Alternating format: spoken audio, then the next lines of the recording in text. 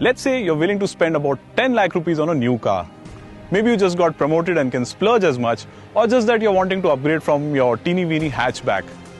Thankfully, the Indian car market has grown beyond offering you just a proper family sedan for that kind of money. You are in fact spoiled for choices today, and you have the option of either a snazzy fully loaded hatchback for that kind of money, or if you are bolder and wish to make a bigger statement, you could go in for an SUV. I've got the newest of them all, the Maruti Suzuki Vitara Brezza here, along with two of the most popular cars in the country, which you can buy for that kind of money, which is the Honda City and the i20 Active. So which one should you choose? When talking about family sedans, it's hard not to mention the Honda City. It has been the best seller across generations with its refinement, the Honda reliability, fantastic quality, great efficiency, comfort and space. And it looks pretty dashing as well.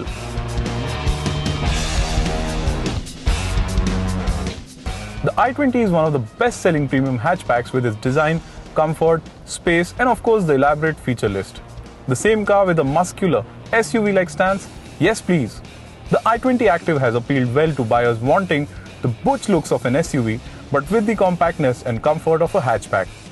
And Hyundai is indeed offering some serious equipment levels in this car. Not a surprise it's doing so well. Maruti Suzuki is known as the king of the hill when it comes to affordable cars, and the Vitara Brezza is its offering in the new compact SUV segment that's been the rage for the last couple of years now. Well, the Vitara Brezza is based on an all-new platform and it looks very appealing from most angles, especially from the sides. Maruti somehow seems to get the calculations spot on for all their cars, and the Brezza feels right in a lot of ways.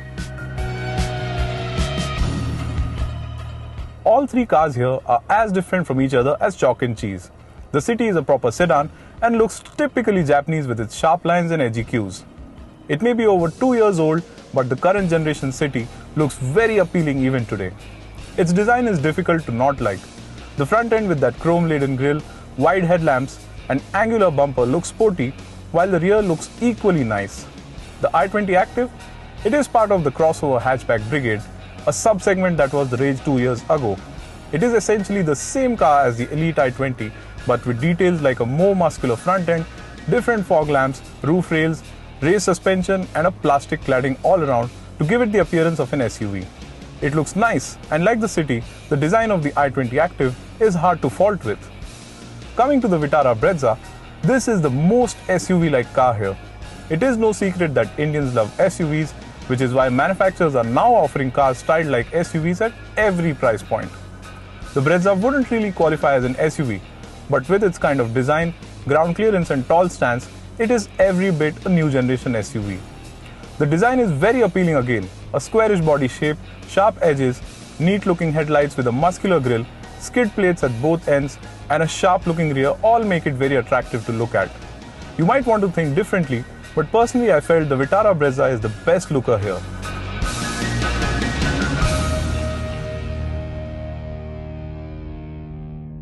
Now obviously when you're spending about 10 lakh rupees on a car, you do care about the engine and performance.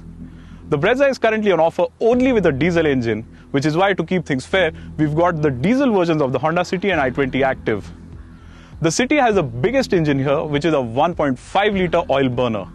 i20 Active, it's got a slightly smaller engine at 1.4 litres, and the Vitara Brezza, it uses the 1.3 litre engine sourced from Fiat. We've seen it obviously on a lot of Marutis, and we all love it for the performance and its peppiness. The City is the most powerful car here with 100 PS on offer, but come to think of it, the i20 Active and the Vitara Brezza both make 90 PS. 10 PS of a difference is not really big, is it?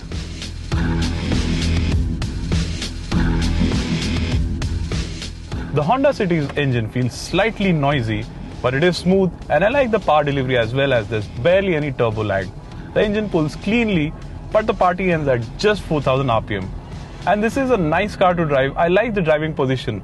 It's a good mix of sporty and comfortable, slightly low slung, but that's also a bit of a problem when you're parking the car, since it is longer than the other two and you're sitting pretty low in this car.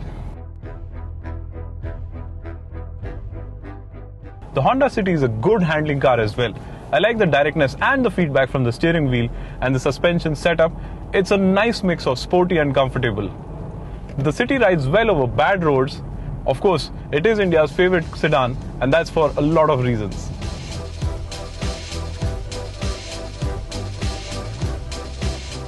The i20 Active feels like a perfect crossover between the lower slung, sportier Elite i20 and an SUV thanks to its higher ground clearance and of course the SUV styling. I also like the driving position, which offers a good view of the road, and this car is smaller than the Honda City. It's actually less than 4 meters in length, which makes it easier to park. But what I didn't quite like about this car is the fact that it doesn't feel as spirited as the City or the Vitara Brezza in terms of driving. It doesn't feel sporty, and the steering has a weighted feel, but it feels artificial, and the suspension setup Hyundai says is stiffer than the Elite i20, but it still doesn't inspire the kind of confidence that the Vitara Brezza does. The engine in the i20 Active also feels the smoothest of the three. It has a pretty linear torque curve, but that's only once you cross 2000 RPM.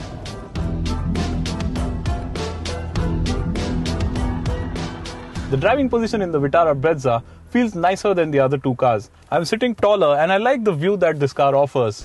And that's it, the cockpit in the Brezza is very similar to other Marutis. It feels very familiar, like a place I've been, as everything around me is just very similar to the Swift, the Baleno and the S-Cross as well.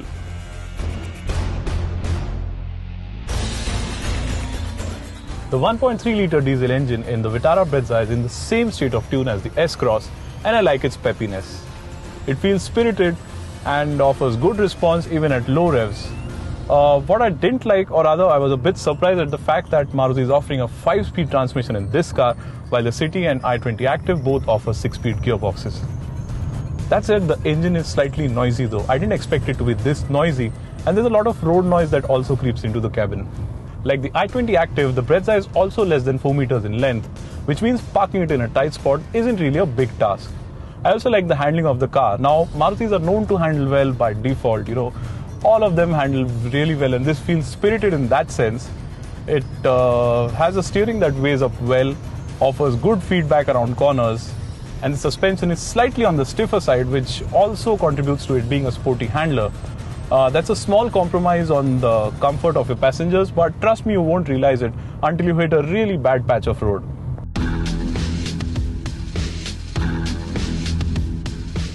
The Vitara Brezza is the newest car here, and unsurprisingly, it has the best feature list too.